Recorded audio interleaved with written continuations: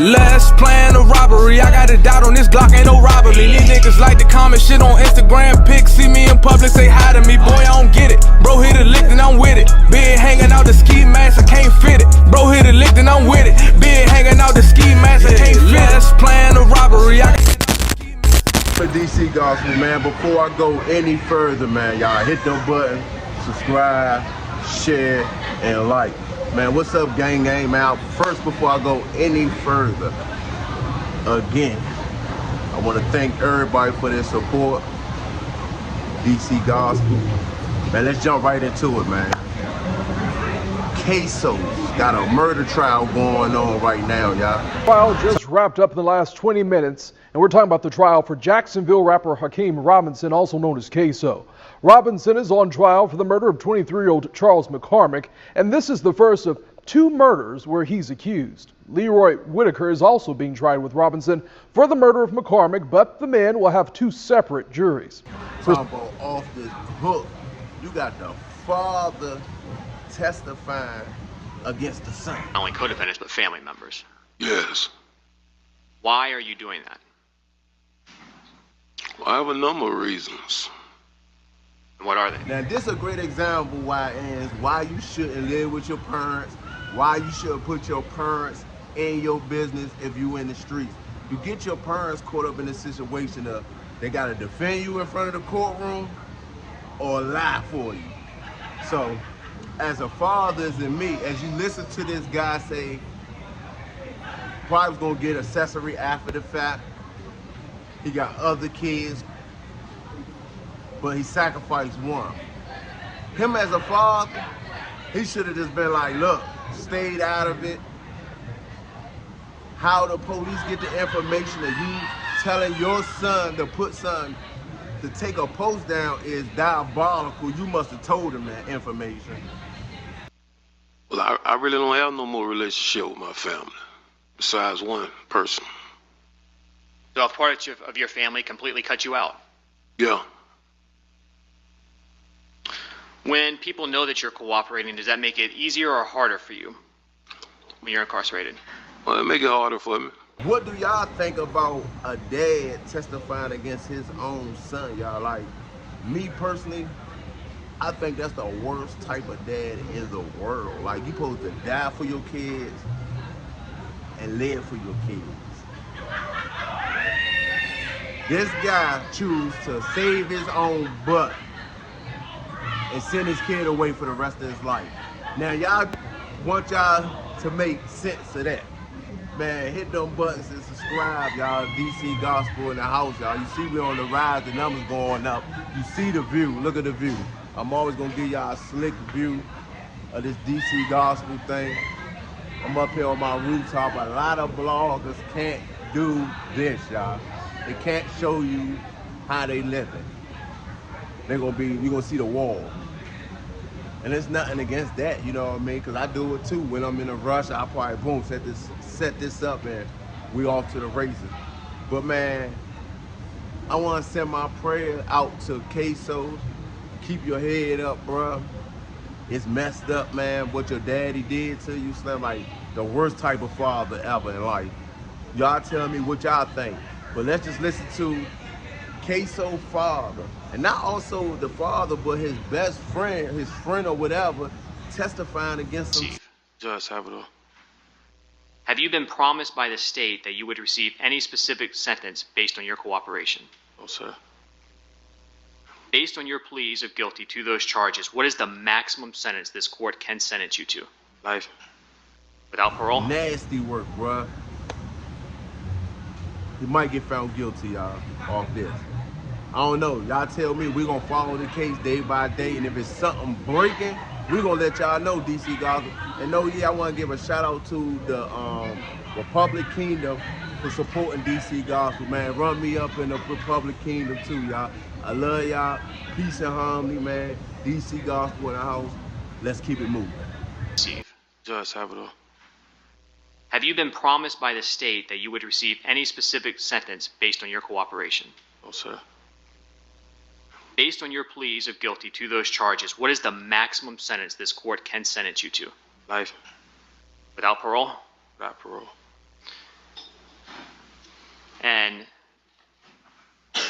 life without parole, that's on the 2 murder charges? Yes, sir.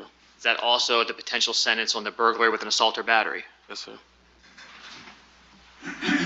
Now, do you know what your guideline score is for your charges that you've pled to? Yes, sir. And what is your guideline score? 41.8 years. And so that 41.8 years, does that reflect the lowest sentence the judge should sentence you to without a legal reason to go below? Yes, sir.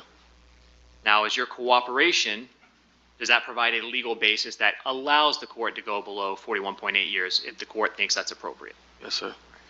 But does the court have to? No. What is the absolute minimum sentence you can get?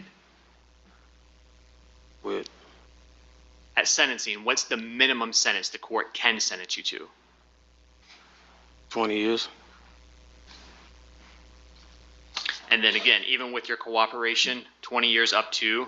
Life. Now, do you hope that this court will consider your cooperation? Yes, sir. Are you hopeful to get the best possible sentence you can get? Yes, sir. And that would be 20 years in prison. Yes, sir. But are you prepared for the possibility you may spend the rest of your life in prison? Yes, sir. If this judge thinks you are lying, do you think that is good for you or bad for you? Bad. Do you know someone named Abdul Robinson Sr.? Yes, sir. How do you know him? I knew him since I was young. Are you related to him? No. All right. So how did you know him when you were young? Well, he's a friend of my dad. What do you call Abdul Robinson Sr.? Blue. Big homie. Do you know where Abdul Robinson Sr. was living back in 2020? Not specifically. What areas of town? Northwest. On January 15, 2020, prior to the murder of Charles McCormick, were you aware of what was going to happen to him that day? No. Did you participate in any of the planning of the murder of Charles McCormick? No. Were you present when Charles McCormick was murdered? No. Did you know that was going to happen before it happened? No. When did you find out Charles McCormick was going to be murdered? Or, excuse me, when did you find out Charles McCormick had been murdered? After I picked up Scott and Butter. So that would be Leroy Whitaker and Dominique Barner? Yes. You indicated you picked them up. How did you know that they needed a ride on January 15, 2020? My son called me and asked me to go give Scotty a ride. Which son? Kareem. Is that Abdul Jr.? Yes. Do you recall what Abdul Jr.'s phone number was that he communicated with you on that day? I